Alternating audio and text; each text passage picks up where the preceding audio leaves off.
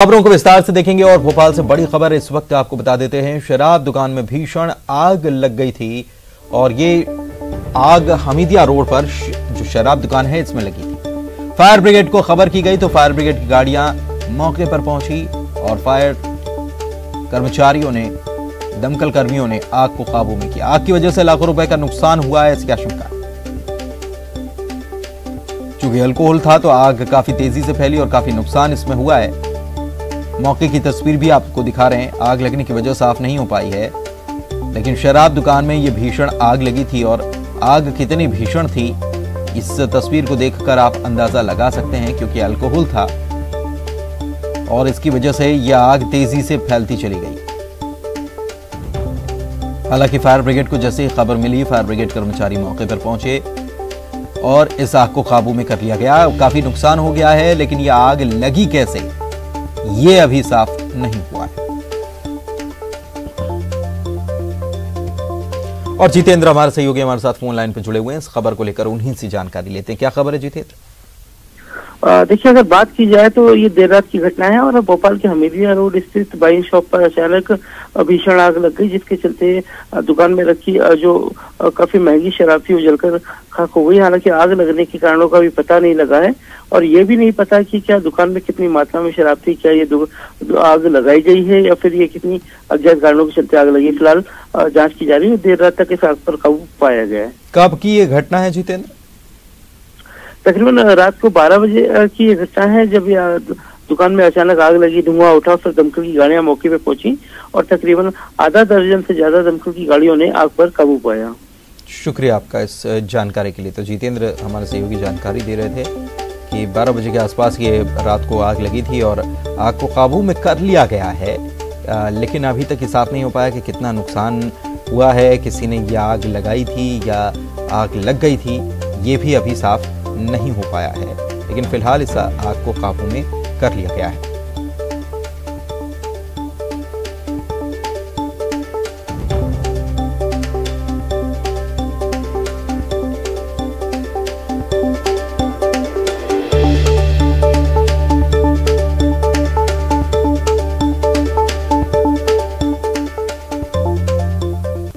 और भोपाल से एक और बड़ी खबर आपको बता देते हैं। मध्य प्रदेश में आज सुशासन दिवस मनाया जाना है। सरकारी दफ्तरों में सुशासन दिवस मनाया जाएगा और इसी के तहत कर्मचारियों को सुशासन की शपथ दिलाई जाएगी। वल्लभ भाई पटेल पार्क में यह कार्यक्रम आयोजित किया जाएगा। अटल जी के जन्मदिन से पहले सुशासन दिवस सरकार हर साल मनाती है। इसी के तहत सुशासन दिवस के तहत आज शपथ दिलाई जाएगी कर्मचारियों को सुशासन की।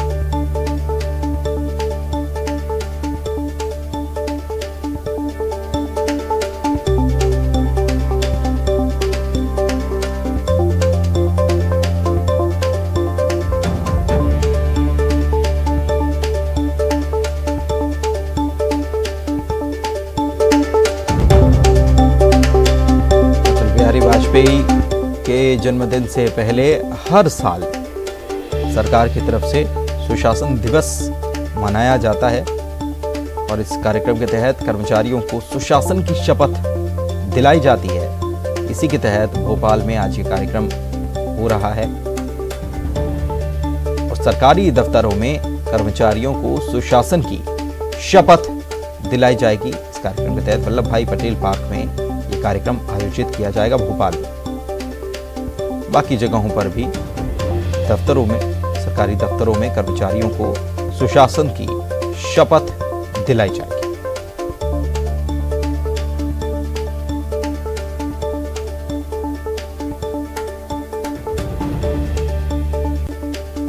पूर्व प्रधानमंत्री स्वर्गीय अटल बिहारी वाजपेयी के जन्मदिन के पहले सरकार हर साल सुशासन दिवस मनाती है और इसके तहत कर्मचारियों को शपथ दिलाई जाती है, सुशासन की शपथ दिलाई जाती है। तो ये कार्यक्रम आज रखा गया है और भोपाल के वल्लभ भाई पटेल पार्क में ये कार्यक्रम रखा गया है, जहां पर सुशासन की शपथ दिलाई जाएगी कर्मचारियों को। और मनोज हमारे सहयोगी हमारे साथ लाइव जुड़ चुके हैं, उनसे जानकारी लेते हैं सुशासन दिवस के इस कार्यक्रम को लेकर कि क्या कार्यक्रम रखा गया है, कहां ये कार्यक्रम होगा, कितनी तैयारी की गई है। मनोज।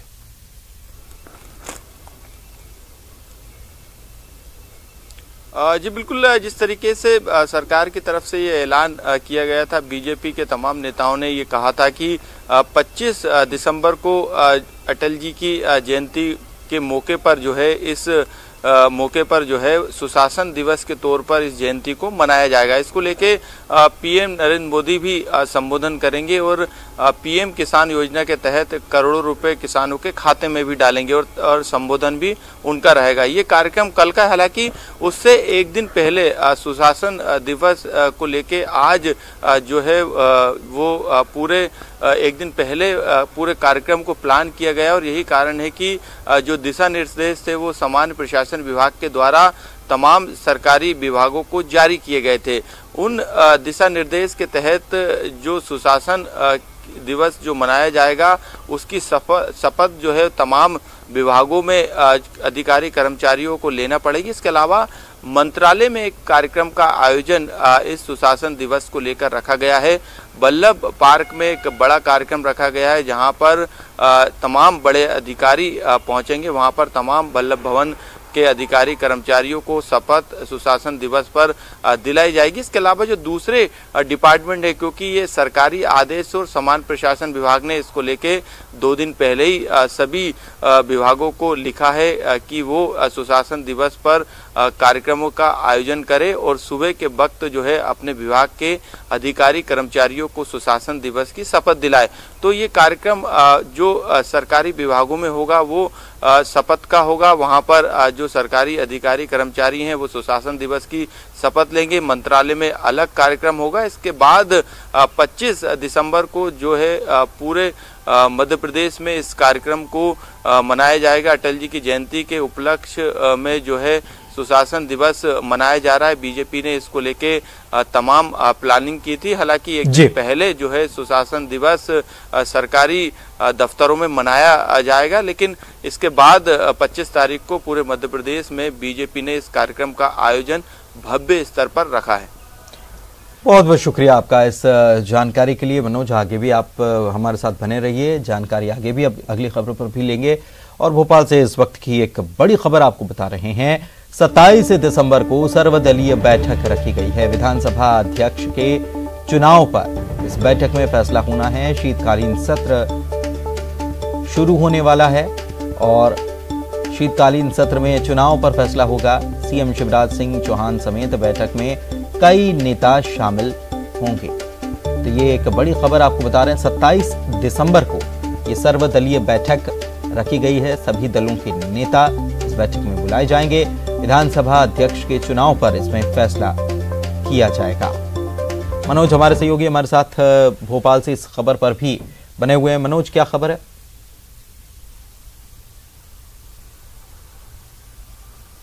जी बिल्कुल, 28 दिसंबर को शीतकालीन सत्र 3 दिन का रखा गया है। इसको लेके तमाम जानकारी विधानसभा के द्वारा जारी कर दी है। पुलिस और जिला प्रशासन की तरफ से भी पूरी तैयारी। हालांकि इस बात को लेके राजनीति जरूर की जा रही थी, चाहे बीजेपी और कांग्रेस से अध्यक्ष और उपाध्यक्ष पद को लेकर लंबे समय से तकरार बनी हुई। हालांकि 27 दिसंबर को यानी सत्र से एक दिन पहले सर्वदलीय बैठक बुलाई जाएगी। मुख्यमंत्री शिवराज सिंह चौहान के साथ कांग्रेस के नेता प्रतिपक्ष पूर्व मुख्यमंत्री कमलनाथ मौजूद रहेंगे। इसके अलावा बसपा सपा के विधायक मौजूद रहेंगे, प्रोटेम स्पीकर मौजूद रहेंगे।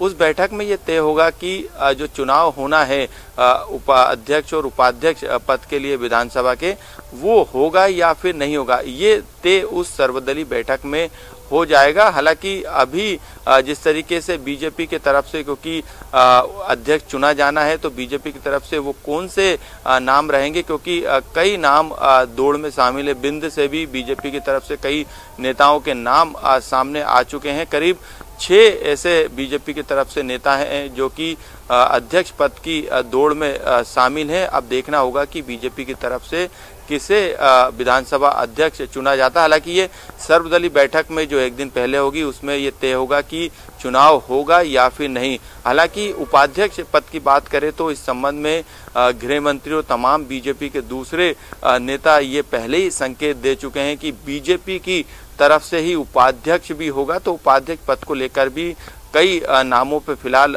चर्चा बीजेपी में पहले भी चली थी, अभी भी लगातार चल रही, लेकिन अध्यक्ष उपाध्यक्ष पद का चुनाव होगा या फिर नहीं होगा। मनोज, उपाध्यक्ष पद को लेकर कांग्रेस मांग भी करती आई है। पहले भी कांग्रेस के नेता ये बात कहते आए हैं कि उपाध्यक्ष पद तो कांग्रेस को जाना चाहिए, विपक्ष के पास होना चाहिए, लेकिन बीजेपी बार बार ये दलील देती है कि कांग्रेस की जब सरकार थी तो जो कांग्रेस ने किया तो एक परंपरा तोड़ने का काम किया, तो वो परंपरा कांग्रेस ने तोड़ी है, ये बीजेपी के नेता कहते आए।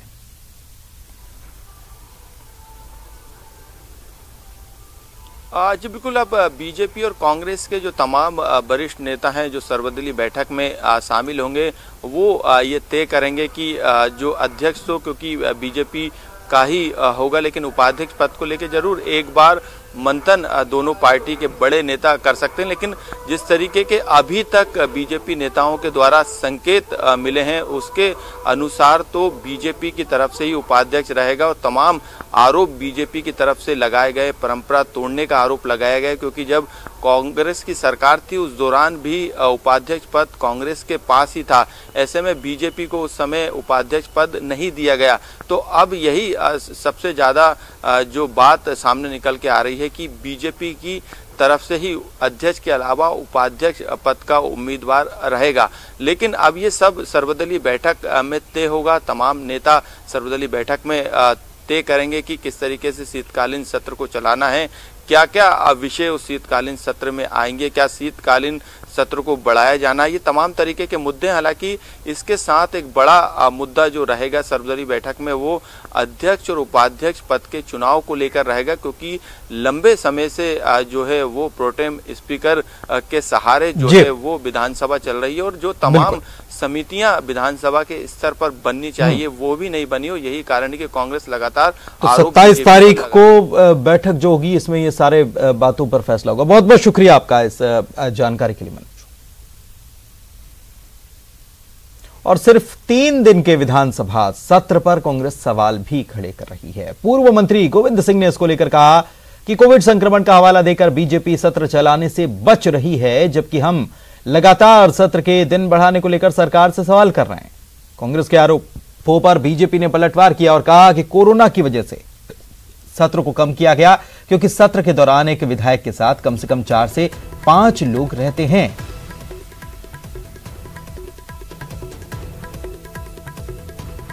विधानसभा सत्र का तो कोई औचित्य बचा नहीं मध्य प्रदेश में।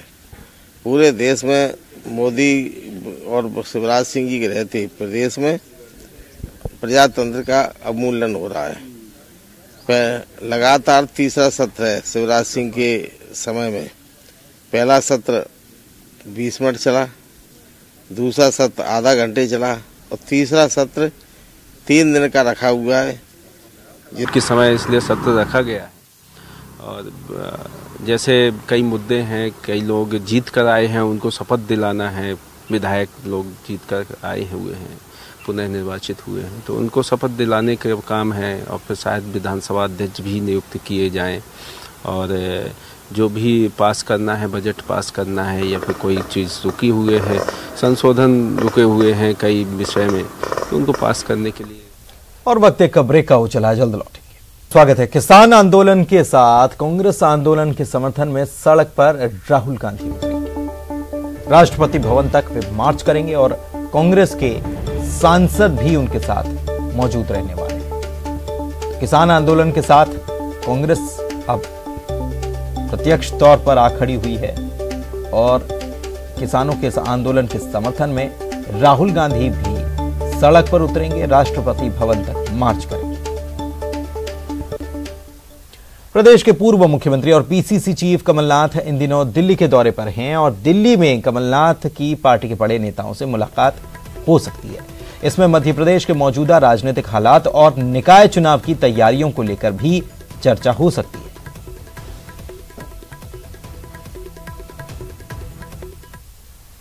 इधर प्रदेश के सहकारिता मंत्री अरविंद भदौरिया ग्वालियर के रेस कोर्स रोड के सरकारी बंगले में शिफ्ट हो गए।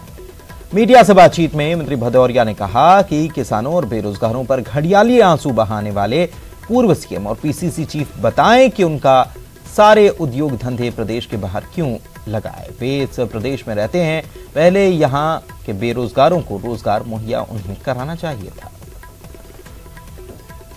आप भ्रमित मत करिए, मेरा विनम्र आग्रह है, आपका किसानों से कोई संबंध नहीं है। आप इंडस्ट्रिस्ट हैं, उद्योगपति हैं, मध्य प्रदेश से बाहर लगाने वाले उद्योगपति है, एक लोगों को रोजगार नहीं दिया। इसलिए मैं निवेदन करना चाहता हूं कमलनाथ जी को इस प्रकार की झूठ। मध्य प्रदेश के सभी सरकारी स्कूलों की जाड़े की छुट्टियां यानी ठंड की छुट्टियां रद्द कर दी गई हैं। विंटर वैकेशन रद्द हो गई है। स्कूल शिक्षा विभाग ने इस संबंध में आदेश जारी कर दिया है। आदेश में कहा गया कि कोरोना वायरस के चलते मार्च से स्कूल और नियमित कक्षाएं बंद थीं और इसीलिए 26 दिसंबर से 31 दिसंबर तक की छुट्टियां तत्काल प्रभाव से स्थगित की जाती हैं। इसमें यह भी कहा गया कि शिक्षकों और विद्यार्थियों के साथ संवाद चलता रहे और उन्हें परीक्षा से पहले पर्याप्त समय मिल सके, इसीलिए छुट्टियां निरस्त की जाती हैं। सिर्फ क्रिसमस के लिए 25 दिसंबर को स्कूल बंद रहेंगे। बात मध्य प्रदेश में कोरोना की और उसके अपडेट की, तो मध्य प्रदेश में अब कोरोना की रफ्तार पर लगाम लगती नजर आती है फिलहाल, क्योंकि 24 घंटे में 1007 नए मरीज सामने आए हैं और 1223 मरीज रिकवर होकर घर भेज दिए गए। इस दौरान 12 लोगों की कोरोना से जान भी चली गई। संक्रमितों का आंकड़ा इसी के साथ बढ़ते हुए 2,34,331 को छू गया। और इंदौर से इस वक्त की बड़ी खबर आपको बता रहे हैं। ब्रिटेन से आए लोगों का कोरोना टेस्ट किया गया। 30 लोगों का टेस्ट किया गया और होम क्वारंटीन किया गया 30 लोगों को। 25 नवंबर के बाद आए लोगों की जांच की गई है। तो ये एक बड़ी खबर हम आपको बता रहे हैं। ब्रिटेन में फिर से एक लहर देखने को मिली है, जिसके बाद से फ्लाइट पर फिलहाल तो रोक लगा दी गई है। 31 दिसंबर तक रोक लगाई गई है, लेकिन इसके पहले जो लोग ब्रिटेन से आए हैं उन लोगों का कोरोना टेस्ट हुआ है और 30 लोगों को होम क्वारंटीन किया गया है। 25 नवंबर के बाद आए लोगों की ये जांच की गई है।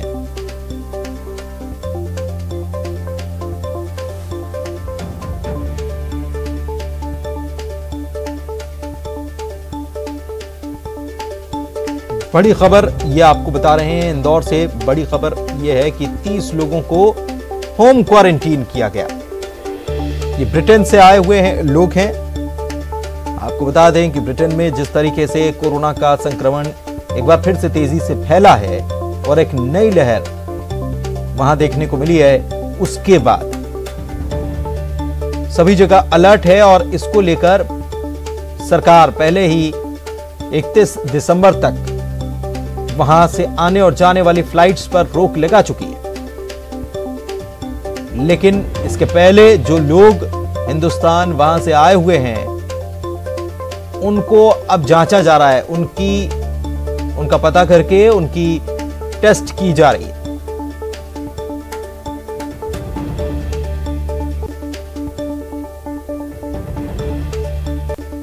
राजधानी भोपाल के एक परिवार ने शादी समारोह में शामिल होने के लिए पीएम मोदी को न्योता भेजा था।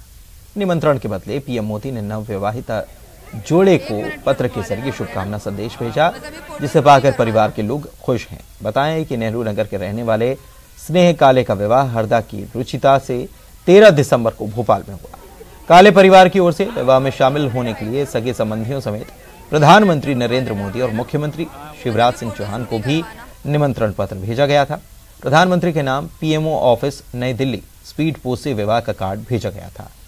वहीं पीएम ऑफिस से शुभकामना भरा संदेश परिवार को मिला है। परिवार के लोग कह रहे हैं कि उनकी अपेक्षा थी कि प्रधानमंत्री जी विवाह में शामिल हों, पर उनका संदेश पाकर ही वे बेहद खुश हैं। मुझे मेरे विवाह अवसर पर आदरणीय प्रधानमंत्री मोदी जी का बधाई संदेश प्राप्त हुआ। साथ ही बधाई संदेश के हमें उनका आशीर्वाद भी प्राप्त हुआ, जिसके लिए हम अति प्रसन्न हैं और उनका हार्दिक अभिनंदन करते हैं। खजुराहो में रंगारंग कार्यक्रम के साथ अंतर्राष्ट्रीय फिल्म महोत्सव का समापन हो गया। महोत्सव के आखिरी दिन शाम लोकगीत गायकों ने अपनी गायकी से समा बांध दिया, वहीं फिल्मी कलाकारों ने अपनी प्रस्तुति से लोगों का खूब मनोरंजन किया।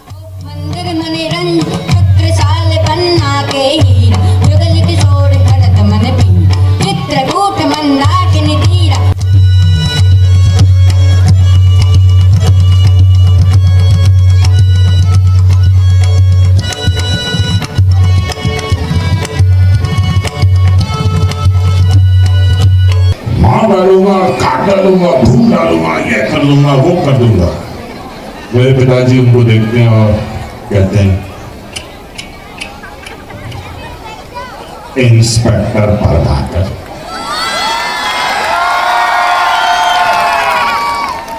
पहुंच के यहाँ दौड़ भाग कर। बड़ी बड़ी बातें करना तो बहुत आसान है। सारा शहर और उसके तमाम सैटेलाइट्स मुझे लॉयन के नाम से। और इसी के साथ इस बुलेटिन में इतना ही। नमस्कार।